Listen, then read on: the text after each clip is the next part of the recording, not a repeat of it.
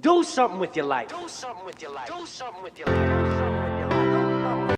What's up, everybody? Welcome to another week of Finance4Thought. Remember, these are shorter videos, kind of like food for thought, but with a money twist. And this week's title is Live to Give, because the whole purpose of us working to become financially secure is so we can live like no one else, which means not being afraid to indulge and treat ourselves, but also give like no one else, because it's an amazing thing to do, and it's simply people helping other people. But when you're in debt, you're probably held back from different things you would want to do and give. Right? I mean, there are 3 scenarios I can think of where I would love to be able to give back, and hopefully you can take a cue from some of these.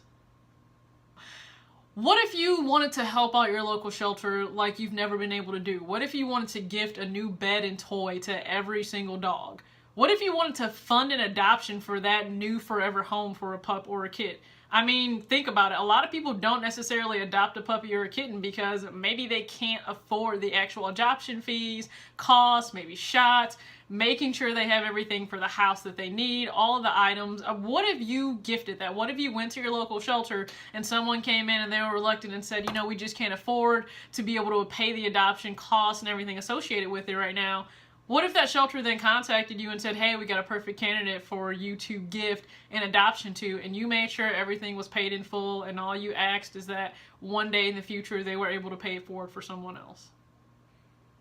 What if you were that person that could actually pay the pay-to-play athletic fee that so many school districts require for students for them to participate in sports? What if you could pay that fee, especially for a family that's on free or reduced lunch? I was one of those unfortunate families, and even though your cost is reduced because you're on that, it's still quite a bit if your family is barely making ends meet. What if you paid that? What if you were able to pay those fees for students on various sports teams?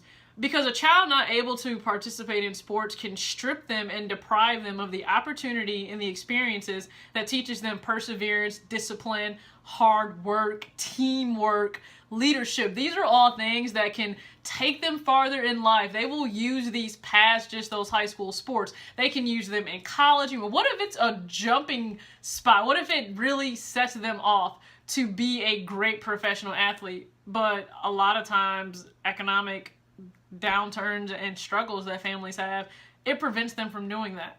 It also could prevent a person from simply being equipped with all of those characteristics to really succeed in life. So being able to help that kid get that experience, that's an awesome thing. I don't care how well you think you were prepared for school, you weren't, because when it was time to go ahead and get those books, you were like, my God. You were like, even financial aid can't all the way help me out here. And that's even with some of us taking out student loans. Books are expensive, and if you choose to go into any of the sciences, trust me, you have all the extra additional costs as well. I mean, I remember being so stressed out about books every single semester. So what if you were that little guardian angel, that fairy godmother, godfather, whatever you want to deem yourself, where you went ahead and you gifted the cost of books to a student? What if you knew and you were able to find out, working with maybe the financial aid office or the business office, those low income students that may be not as fortunate as other students at their school, and you were able to gift them a semester or a year's worth, hell, 4 years worth of books at school? What if you were able to do that? I mean, I remember our school had this amazing program for my alma mater where they would actually provide book vouchers, and you simply needed to make sure you wrote a thank you note back and then pay that back little by little. That is something so selfless and so meaningful. I mean, hell, what if that person is gonna, be on the team that cures cancer, but simply, heck, they couldn't afford the book, so they had to drop out. I mean, this is an extreme case scenario, but you understand what I'm saying?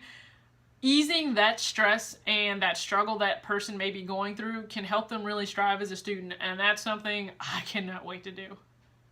So many of us right now probably want to do all of those things, but we're being held back by student loan debt, credit card debt, car payments, personal loan payments. All of these things are preventing us from giving like no one else. So just imagine if you put yourself in a financial place where you no longer owed people money, so you could do exactly what you wanted to do with it, which would be living and giving like someone else. So I guess my question to you for this week is, are you willing to live like no one else now so you can give like no one else later?